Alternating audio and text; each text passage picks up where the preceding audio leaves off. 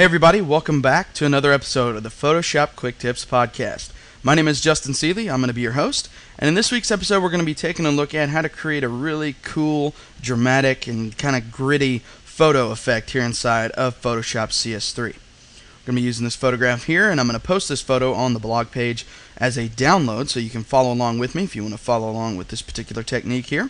And what I'm going to do, the first thing I'm going to do is duplicate this background layer by using Command or Control J on my keyboard.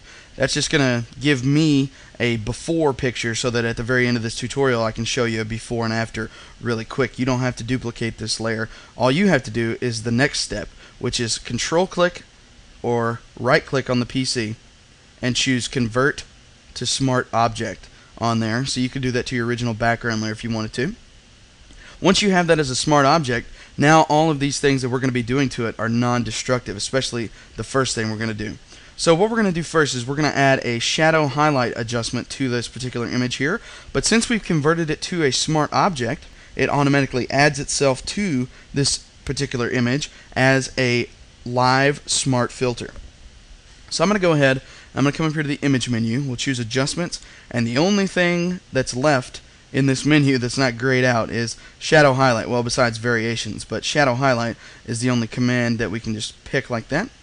I'm going to bring in the shadow highlight box here for you, and what we're going to do here is I'm going to turn off show more options because we really don't need that for right now. I'm going to go ahead first, take the shadow amount, I'm going to increase that to 75. I'm going to take the highlight amount and push that up to about 25. Now you can actually push this probably a little bit more for the shadows. You can probably push that up to about 80%. And you can see we're getting kind of that surreal look, kind of that painted look to this photo. Now if you feel like the midtone areas of your image are getting a little bit light or you're losing a lot of the contrast, which you will if you tend to push this a little bit farther, I'm going to go ahead now, we'll click show more options now. And what we're going to do is we're going to come down here and adjust the midtone contrast, and you can push the midtone contrast maybe to about 25, something like that, just to bring back some of those defined edges and things like that. Now we'll go ahead and click OK. As you can see, the shadow highlight has applied itself right there as a smart filter, so if at any time you wanted to go back and adjust these settings, you could simply double click right there and you'd be able to adjust either the blending modes, or you could double click the name and you could adjust the settings of the shadow highlight as well. Now, step number 2 would be to come over here, click on the adjustment layer icon, and what we're going to do is choose black and white adjustment. So a black and white adjustment layer there. Couldn't see it, it was kind of off my screen, but here's the black and white adjustment layer dialog box. The first thing I'm going to do is just simply click OK. And that's just going to apply a standard grayscale conversion to this image. And what we're going to do is we're going to change the blend mode of the image to overlay. Once we have that, you're going to see that it starts to create that kind of high contrasty, gritty feel. But we're going to increase that even more. We're going to double click on the black and white adjustment layer icon and come up here to your presets. Now this is where it becomes kind of a personal choice because it's going to look different on every single image. So for this particular image, you know, it's going to look a lot different than if you were doing a landscape scene or even a different portrait of another person. So just go through these filters and find a look that really works for you. I'm going to go through these just to take a look at what all they do here. High contrast red, infrared, infrared's not bad, maximum black, maximum white, neutral density, red and yellow filters. I think what I'm actually going to go with is the green filter, and I'm going to go ahead and click OK. So now we've got that kind of high contrast, gritty type look starting to come out on this image, but there's one more thing that you can do to kind of set this thing off. You can add some grain. So I'm going to create a new layer. I'm going to fill that layer with 50% gray by using Shift Delete and choosing 50% gray. Click OK there. I'm going to come up here to the filter menu, choose noise, add noise. In the amount here, I'm going to back that off to about 20%. I'm going to choose Gaussian and monochromatic. Click OK. Now we can change this layer's blend mode to overlay as well.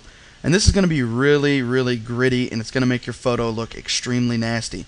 So what you want to do is you want to add a layer mask to this first. Make sure the layer mask is selected once you've added it.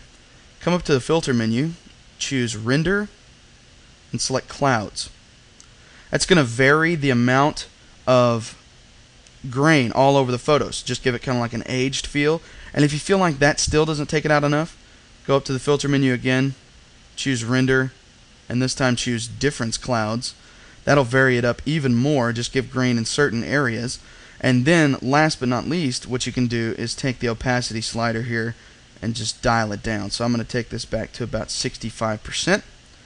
And so there you have our nice high contrast gritty feel. But the last thing I'm going to do, I'm going to come back to my original smart object that I created, and I'm going to create a non-destructive vignette. So I'm going to go to Filter, Distort, Lens Correction. The lens correction dialog box is rather large. I'll shrink it up so we can see it. I'm going to turn off Show Grid. And what we're going to do, we're going to take the amount of the vignette right here, and we're just going to push it to the left. And we'll click OK. There you see it applies that to your image. Now you can go back in and adjust the opacity of that, adjust the blend mode of that if you want to, but that is pretty much it for this particular technique on how to create a nice, gritty, high contrast photo here inside of Photoshop. And if I show you here, here's a quick before. So what we started with and after. So you can see just the dramatic change we created there in just a few short and easy steps. So that's it for this episode of the Photoshop Quick Tips podcast. If you have any questions or comments, as always, you can post them on the blog page at www.photoshopquicktips.com, or you can drop me a line via my personal blog at justinseeley.com. Thanks everybody for watching this episode of the Photoshop Quick Tips podcast. My name is Justin Seeley, and I'll see you next week.